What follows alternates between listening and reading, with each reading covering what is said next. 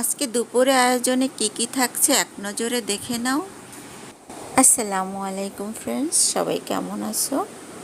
আজ দুপুরে আমাদের রান্না হয়েছে চিকেন ফ্রাই এবং ফ্রাইড রাইস। তো আমি এখন এখানে ওই পেঁয়াজ পেঁয়াজ কুচি এবং আদা রসুন বাটা দিয়ে দিলাম।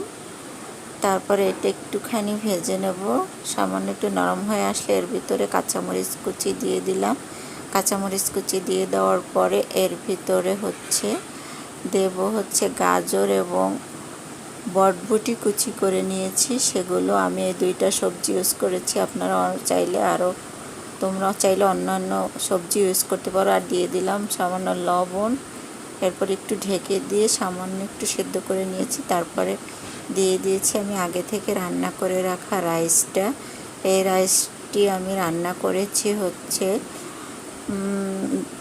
একটু বেশি পরিমাণে পানি দিয়ে তার ভিতরে লবণ এবং 1 টেবিল চামচ সয়াবিন তেল দিয়ে 80% সিদ্ধ করে নিয়েছি রান্না করার সময়, যাতে রাইসটা ঝরঝরে হয়। তোমরা দেখতেই পাচ্ছ আমার রাইসটা কেমন ঝরঝরে হয়েছে। আমি এর ভিতরে এখন দিয়ে দিলাম 2 টেবিল চামচ পরিমাণ ঘি। এরপরে এটা ভালো করে নেড়ে ওই পাশে অন্য চুলায় রেখে দিয়েছি। এখন আমি ডিমটা কার্লি করে নিয়েছি, 2টা ডিম নিয়ে নিয়েছিলাম এখানে, সেটা কার্লি করে তুলে নিলাম। এখন আমি কিছুটা চিকেন, সেটা আমি কুচি করে নিয়েছি। এর ভিতরে হলুদ, মরিচ, একটু গরম মশলার গুঁড়া আর লবণ দিয়ে তেলে ভেজে নিচ্ছি। তো তেলে ভেজে নেওয়ার এবার রাইসের ভিতরে কার্লি করা ডিম আর ভেজে নেওয়া চিকেনটা দিয়ে ভালো করে মিক্স করে রাইসটা তুলে নেব। আমি দিয়ে দিলাম সবগুলো। এখন ভালো করে মিক্স করে নিচ্ছি। মিক্স করে একটুখানি কিছুক্ষণ নেড়ে চেড়ে তুলে নিয়েছি। আমি এখন চিকেন ফ্রাইটা ভেজে নিচ্ছি। আমি এই ফ্রাইটা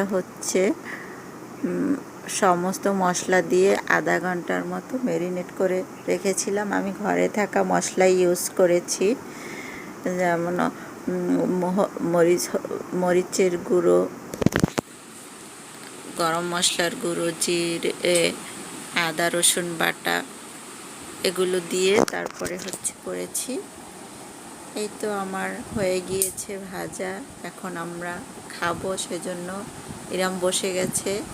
এই যে ইরাম বউ সেজে বসেছে চিকেন ফ্রাই আর খাওয়ার জন্য।